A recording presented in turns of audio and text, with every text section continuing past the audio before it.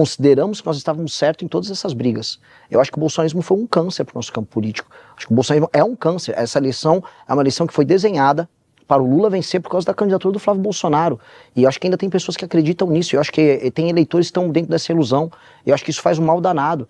Eu acho que a gente parou de discutir dentro da direita brasileira luta contra a corrupção. A direita brasileira não defende, tirando nós e alguns elementos do Partido Novo, não há mais discussão sobre luta contra a corrupção dentro da direita. Muito pelo contrário, a direita brasileira entrou num cinismo colossal. Vale tudo se você estiver defendendo o Bolsonaro.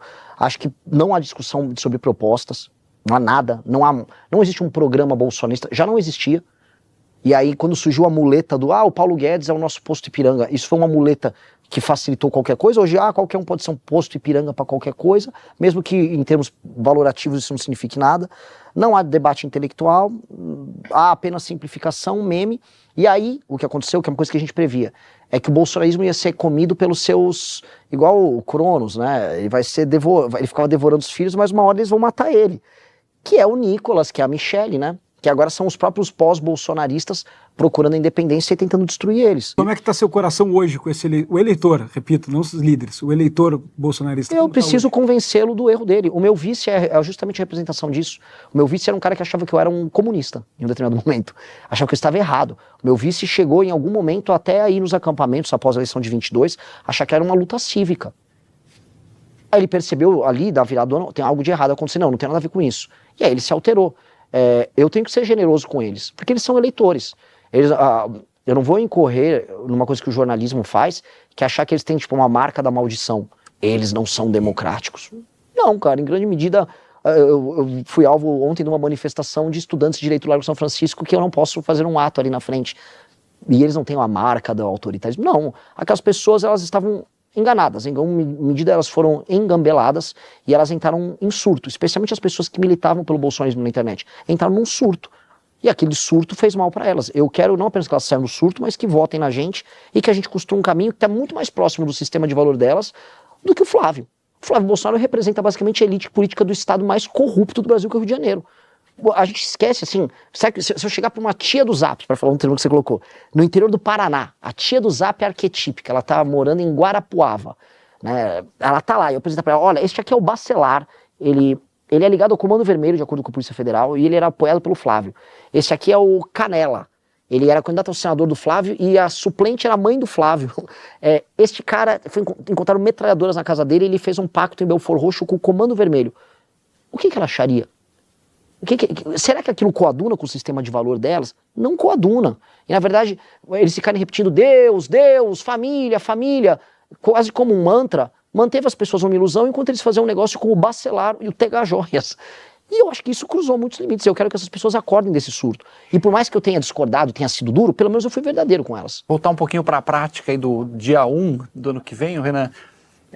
Existe uma questão de governabilidade que tem sido abordado, né? Muitos dos projetos do Missão são de desmonte de certos arcabouços que acho até super necessários. Por exemplo, a extinção aí de 70% dos municípios do Brasil, coisa que é óbvia para quem tiver um mínimo noção matemática, um golaço sim implementado, mas você vai precisar de maioria constitucional para PEC, 300 e poucos votos, de caras que você está pedindo para eles desmontarem a própria base de prefeitos, a desvinculação de receita, quer dizer, como é que você vai fazer na prática para 300 deputados que estão montados nesse sistema cortar as próprias tetinhas?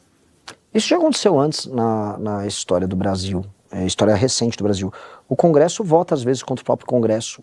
Eu dei o exemplo agora da lei de responsabilidade fiscal. Imagina os partidos da época, do Centrão da época, PFL, etc., votando nisso. E votaram. No fim do dia você consegue fazer um convencimento, há um grau de convencimento e há um grau até de republicanismo mesmo no Centrão. Agora, para ser muito pragmático com você, eu venho falando isso em todas as entrevistas, eu vou ter que compor governo. Eu já estou avisando para ninguém ter nenhuma surpresa. Eu vou entrar lá, eu vou ter que compor governo. Porque nós temos um regime nosso que é semi-presidencialista na prática. Então você ganha a eleição para presidente, você tem que ganhar uma eleição no parlamento. É loucura, um regime maluco, mas terei que fazer isso. Então eu terei que fazer uma composição. O que eu vou criar são as regras para a composição. Não vai ter bandido no nosso governo. E isso acontece em regimes parlamentaristas, eu acho que a gente precisa trazer essa cultura para cá. há de ser feita uma resolução por parte de todos os partidos, que é vinculante sobre as bancadas, para estou compondo o governo, a resolução obriga a bancada inteira a votar na agenda do governo. Senão não tem nenhum sentido o que acontece hoje, em que o PSD do Kassab está no governo Lula, estava no governo Flávio, e vota em matérias do governo dependendo da matéria do governo. É ou não é governo? Então você precisa criar uma resolução, você precisa amarrar para ter uma maioria que nunca será uma maioria de PEC.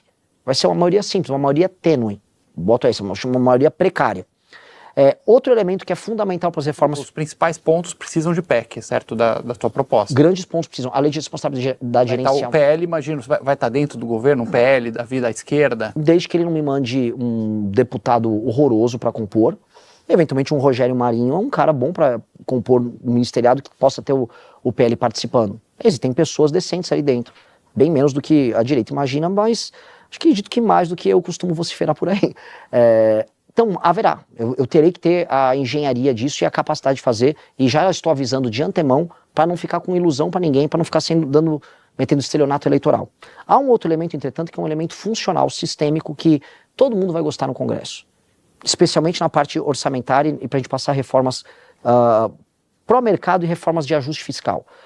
As emendas não serem mais determinadas pelo aumento de receita. As emendas têm que ser determinadas pela quantidade de espaço fiscal discricionário que é feito orçamento. Então a cenourinha na frente do parlamentar tem que ser corte de gastos obrigatórios para sobrar espaço discricionário, que para nós é investimento, e havendo espaço de investimento, o share de emenda deles vai flutuar ali. Então o Congresso vai funcionar ele próprio como um agente fiscal. Isso vai facilitar muito passar PECs, porque uma parte das PECs que a gente precisa passar serão em matéria fiscal.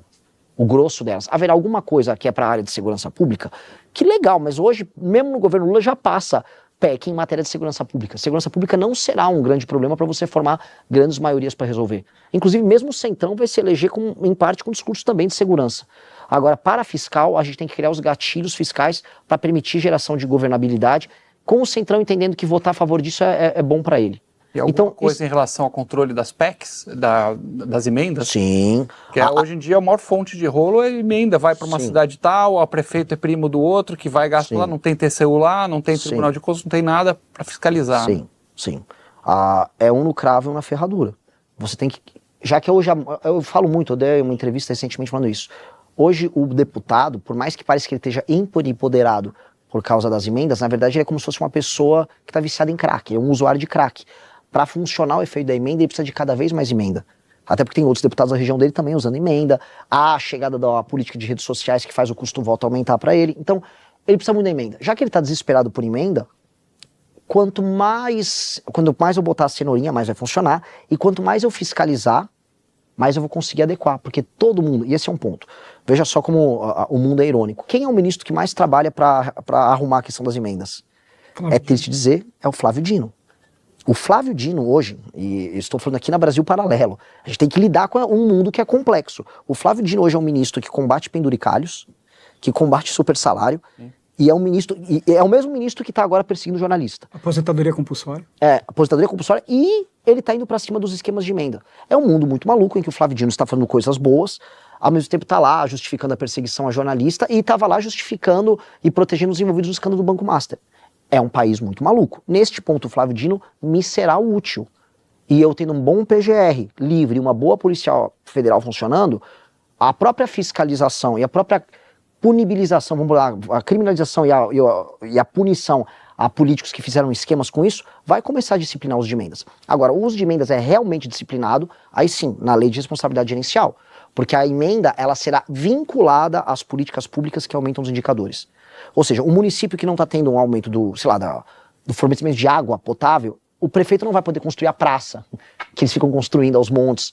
Ele não vai poder ficar botando, como a gente viu no Maranhão, bloquetes, que são uns paralelepípedos, que são horríveis, mal feitos, eles estragam em um ano e aí eles ficam num permanente estado de recapeamento, as vias ali. Não, nós vamos ter que fazer obras que são necessárias para bater as metas.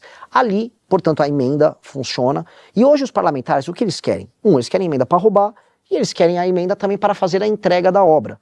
Não vai ter o roubalheira, mas vai ter a entrega da obra. Eu acho que isso faz parte, infelizmente, da cultura política brasileira e meio que vai demorar para a gente tirar. A ideia do parlamentar executando orçamento virou uma jabuticaba e assim, a gente só não vai deixar, a gente não pode deixar o parlamentar atrapalhar a execução do orçamento.